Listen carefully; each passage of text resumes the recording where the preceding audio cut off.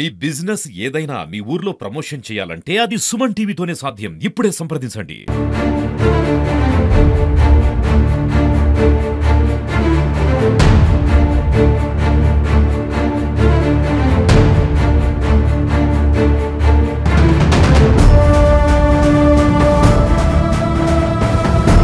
Hello, welcome to Suman TV. ప్రస్తుతం మనం మొహబాద్ పట్టణంలో ఈ పట్టణంలోనే అస్నాపుర కాలనీలో ఉన్నాం. ఈ కాలనీలో గత కొన్ని రోజులుగా ఒక 3-4 దొంగతనాలు జరిగాయి. ఈ దొంగతనాలతో ఇక్కడ ఉన్న స్థానికులు, ముఖ్యంగా మహిళలు చాలా భయపడుతూ ఉన్నారు. ఈ గల్లీలోనే ఉన్నాము, ఇక్కడ స్థానికులు ఉన్నారు, వాళ్ళతో మాట్లాడే ప్రయత్నం చేద్దాము. ఇలాంటి ఘటనలు వరుసగా జరిగేసరికి వాళ్ళు భయభ్రాంతులు గురవుతున్నారు. సార్, మీ పేరు? సార్, నా పేరు శ్రీనివాస్ రెడ్డి. ఏం చేస్తారు సార్? నేను SBI employee sir. SBI employee. వరుసగా ఇలాంటి ఘటనలు జరగడం వల్ల చాలా బాధ అనిపిస్తుంది సార్. మేము ఎప్పుడు ఎంప్లాయీస్ ఉండి మేము డ్యూటీలకు వెళ్తా ఉంటాము. ఇంట్లో లేడీస్ ఉంటారు. ఒకవేళ లేడీస్ కూడా ఏదైనా ఊరికి వెళ్ళినప్పుడు తాళాలు వేసి ఉంటాయి ఇంటి దగ్గర. అందులో ఇక్కడ ర్యాకీ దొంగతనాలకు చాలా రోజుల నుంచి చేస్తున్నారు. కానీ పోలీసులు పెట్రోల్ తిరుగుతూనే ఉన్నారు, కానీ అది ఫలించలేదు.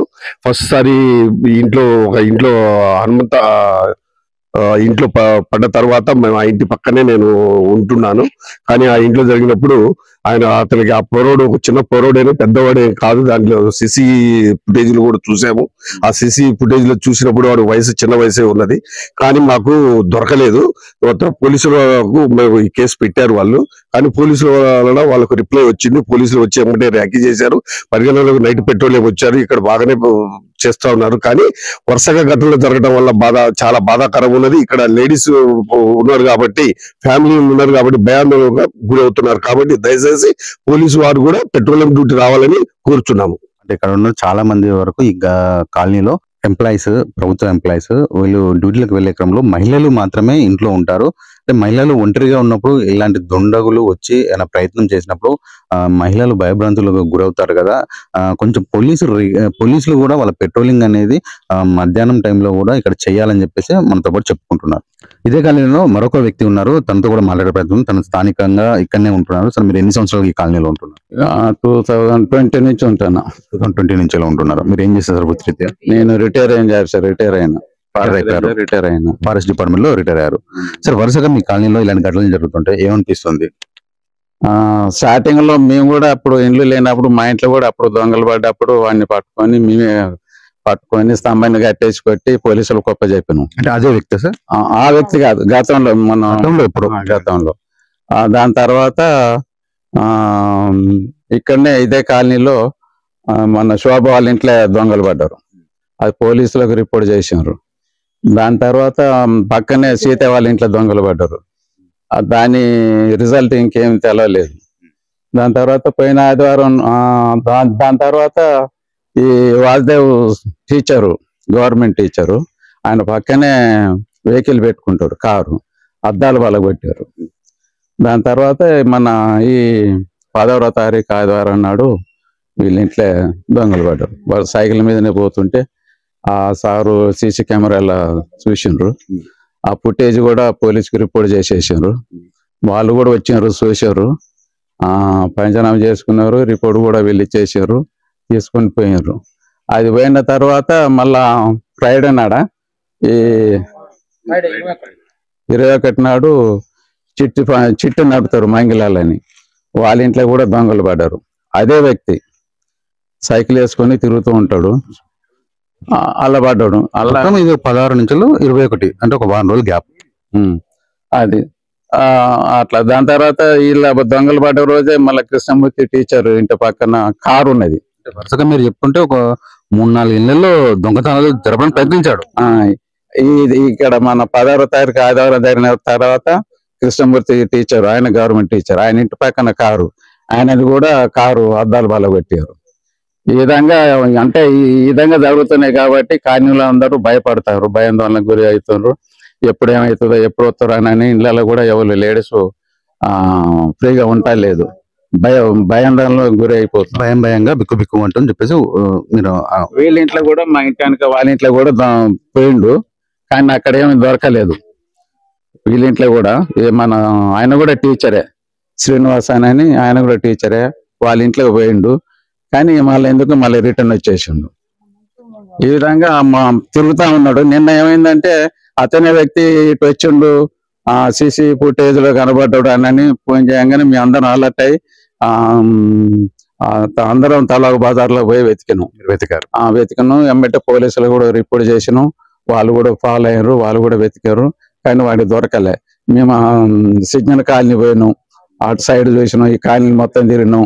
హాస్టల్ పోయినాం, హాస్టల్ అబ్బాయి అని తెలిసింది. హాస్టల్ పోయినాం, సైకిల్ మీద తిరుగుతారని తెలిసింది. ఒక సైకిల్ అలా చేసే అమ్మాయి చూపించింది, ఒక సైకిల్ ఉంది. ఇంకో సైకిల్ ఏదంటే పేపర్ వేసే అబ్బాయి, అతను సైకిల్ తీసుకుని పోయింది, ఎడిపోయింది ఏమో తెలియదు అన్నారు. ఇది విషయం నేను తెచ్చుకున్నాను. అంటే మొత్తానికి ఇప్పుడు ఈ గల్లీలో వరుసగా ఒక 3-4 ఘటనలు జరిగేసరికి మీ యొక్క ఈ కాలనీలో మీరు రిటైర్డ్ అండ్ మీతో పాటు ఇక్కడ మీ వైఫ్ అంటే గృహిణులు ఉంటారు, పక్క ఇళ్లలో గృహిణులు ఉంటారు, చాలా భయబంధాలతో బిక్కు ఉంటున్నారు అని చెప్పేసి మీరు తెలుపుకుంటున్నారు. ఈ పోలీసు వ్యవస్థ ఎలా పనిచేయాలంటే ఈ మధ్యాహ్నం అంటే ఎక్కువ దొంగతనాలు అంటే రాత్రి జరిగేవి, కానీ ఇప్పుడు పట్టపగలే జరుగుతున్నాయి. మరి ఇలాంటి జరిగేటప్పుడు ఎలాంటి చర్యలు తీసుకుంటే బాగుంటుంది పోలీస్ వ్యవస్థ నుంచి? పోలీస్ వ్యవస్థలో మీరు ఏం కోరుకుంటున్నారు? ఇది పోలీసు అంటే వాళ్ళు బాధ్యత. అంటే మేము ఇట్లా దొంగతనాలు జరుగుతున్నాయని వాళ్ళు చెప్పినాం కాబట్టి వాళ్ళు ఇమీడియట్ గా స్పందించి ఎవరనేది వాళ్ళు కనిపెట్టాలి. వాడిని ఆ దొంగను పట్టుకుంటే మీ కాలనీలో అందరం ప్రశాంతంగా పండుకుంటాం. వాడు దొంగను పట్టుకోకుంటే మీ అందరం భయపడుకునే ఉన్నాం. ఇండ్లలో అందరూ లేడీస్ అందరూ భయపడుతున్నారు. వాళ్ళు కూడా సరే రాత్రులు తిరుగుతారు, కానీ పట్టపాలు కూడా తిరగాలి. వాళ్ళు పెట్రోలింగ్ చేస్తే మాకు కొంత ధైర్యం. వాడు దొరికితే దొంగ దొరికితే ఇంకా ధైర్యం మాకు. అది మేము కోరుకునేది అసలు పురకాలం. అసలు ఇప్పుడు ఏదైతే మనం బాధితుల ఇంటి దగ్గర ఉన్నామో ఆ బాధితుడు చెప్పేది ఏంటంటే 16వ తారీఖు రోజు వాళ్ళ ఇంట్లో ఇన్సిడెంట్ జరిగింది, అది అయిపోయిన దగ్గర 21వ తారీఖు రోజు ఈ పక్క గల్లీలనే ఇంకొకరి ఇంట్లో జరిగింది. ఆ తర్వాత పోలీసులు స్పందించి ఎట్టకేలకి ఆ దొంగల్ని పట్టుకోవడం జరిగింది. మరి ఏదైతే ఈ చుట్టుపక్కల గల్లీలలో ఈ పక్క ఇళ్లలోనే ఈ దుండగులు ఇక్కడ దొంగతనాలకు ప్రయత్నిస్తూ ఒక 3-4 ఇళ్లలో చోరీలకు పాల్పడ్డారు. ఈ గల్లీలో ఒకరైనటువంటి గల్లీ నివాసి ప్లస్ స్థానికులు. మీ పేరు? మా పేరు పాకాల కృష్ణ అండి. కృష్ణ గారు. సార్, ఇప్పుడు వరుసగా 3-4 సంఘటనలు మీ గల్లీలో జరిగాయి. దీని మీద మీ రియాక్షన్ ఏంటిది? అంటే ఇలా జరుగుతుంటే పట్టపగలే, నైట్ కూడా కాదు, పట్టపగలే ఇలా జరుగుతుంటాయి. అంటే మీరు జరగడం వల్ల కూడా మీరు భయభ్రాంతులకు గురవుతా అంటారు. ఎప్పుడు ఎలా వస్తారో అని కూడా మీ భయంగానే మీరు ఉంటా అంటారు. ఎట్టకేలకి పోలీసులు దాన్ని ఛేదించారు, అలాంటి వ్యక్తులను కూడా పట్టుకోవడం జరిగింది. ఈ ఇన్సిడెంట్లు ముఖ్యంగా జరగడానికి ఏంటి కారణం అనుకుంటారు సార్? ఇక్కడ ఈ ఇన్సిడెంట్ లో పట్ల ముఖ్యంగా కారణం ఏంటంటే మా హస్తినాపుర కాలనీలో చాలా వరకు ఎంప్లాయర్స్ ఉన్నారు సార్. చాలా ఎవరికి కూడా ఎలాంటి ఒక భయాందోళన అనేటటువంటిది లేదు. ఎందుకంటే దాదాపుగా ఈ కాలనీ ఏర్పడి 15 సంవత్సరాలు దాటిపోయింది సార్. అందరు కూడా ఎంప్లాయర్స్. చాలా విధంగా కూడా వాళ్ళు మేము మంచి జీవితాన్ని నిర్భయమైనటువంటి జీవితాన్ని అందరం గడుపుతూనే ఉన్నాం సార్. చాలా మంది ఫ్రెండ్లీగా ఉంటాం. ఏ ఇన్సిడెంట్ ఎక్కడ చిన్న సంఘటన జరిగినా కూడా అందరంగా కూడా కూడి దాని గురించి చర్చించుకొని వాటిని ఛేదించటం అనేటటువంటిది జరుగుతుంటుంది సార్. అయితే ఈ మధ్య కాలంలో ఈ వారం 10 రోజుల నుంచి దాదాపుగా ఈ 16వ తారీఖు నాడు ఇక్కడ ఈ ఇన్సిడెంట్ మా పక్కన ఉన్నటువంటి వాళ్ళ ఇంట్లో ఇన్సిడెంట్ జరగడం అనేటటువంటిది, తలుపులు గాల పెట్టడం అనేటటువంటిది చాలా మేము విస్మయానికి గురి అయిపోయినాం సార్. మేము అందరంగా కూడా తోడుండి వారికి ఫోన్ చేసి వారు ఇచ్చినటువంటి సూచన ప్రకారంగా మరి వాటిని పలగొట్టిచ్చేసి ఇవన్నీ చేసాం. ఫస్ట్ ఇన్సిడెంట్ ఇక్కడనే జరిగింది సార్. 16వ తారీఖు నాడు ఇక్కడ జరిగింది సార్. మరి 18, 19 తారీఖులలో పట మరి ఆ లాస్ట్ లో కృష్ణమూర్తి గారు టీచర్ ఉంటాడండి. ఆ టీచర్ వాళ్ళ ఇంటి దగ్గర, వాళ్ళ ఇంటి పక్కనే బయటకే రోడ్డు మీదకనే సైడ్ కు కారు పెట్టుకొని ఉంటారు. మరి అక్కడ వారి ఇంట్లో ఏమన్నా ప్రయత్నం చేశాడో ఏమో, వీలు పడకపోయినా కూడా ఆ ఉద్దేశంతో కావచ్చు ఆ కారు యొక్క అద్దాలు కూడా పలగొట్టడం జరిగింది. అది 21వ తారీఖు. అది దాదాపు సుమారు 20-21వ తేదీలో జరిగింది సార్. అది కూడా కవర్ చేసి ఉంటది, ఎప్పటికీ అద్దాలు కవర్ చేసి ఉంటది కనుక తీసి చూసేసరికి అది జరిగింది, అట్లా జరిగి ఉన్నది. తర్వాత ఇదే రోజు 16వ తారీఖు నాడు ఇక్కడ శ్రీనివాసు టీచరు పెనుగొండలో పనిచేస్తాడు సార్.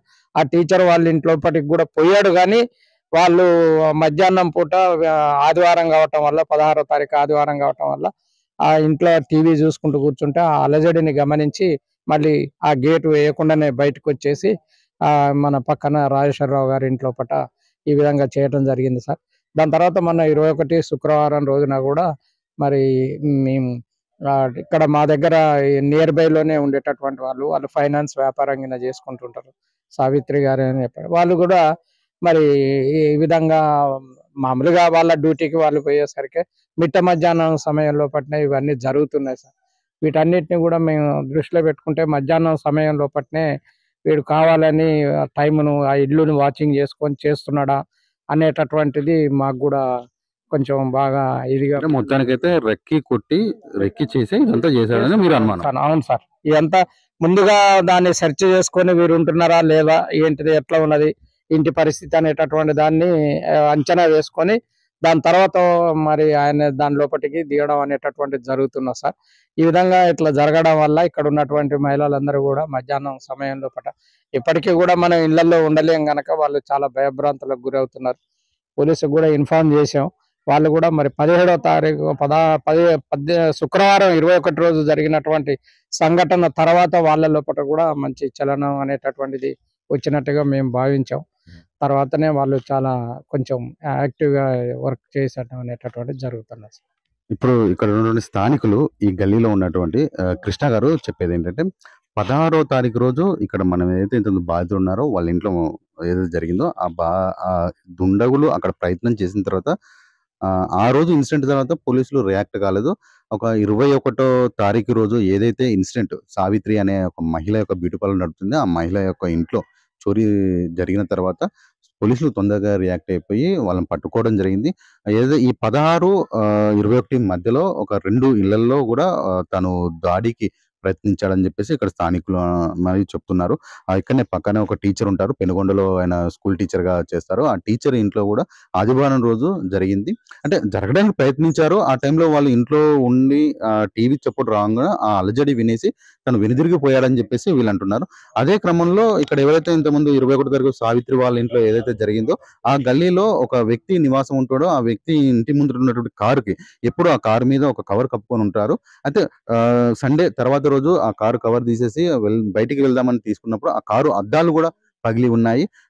ఇవన్నీ చూసిన తర్వాత అంటే ఎవరైతే ఒక వ్యక్తి ఇక్కడికి గల్లీలోకి వచ్చాడో ముందుగా రెక్కీ చేసుకొని ప్రయత్నం చేశాడని చెప్పేసి ఇక్కడ స్థానికులు తెలుపుతున్నారు.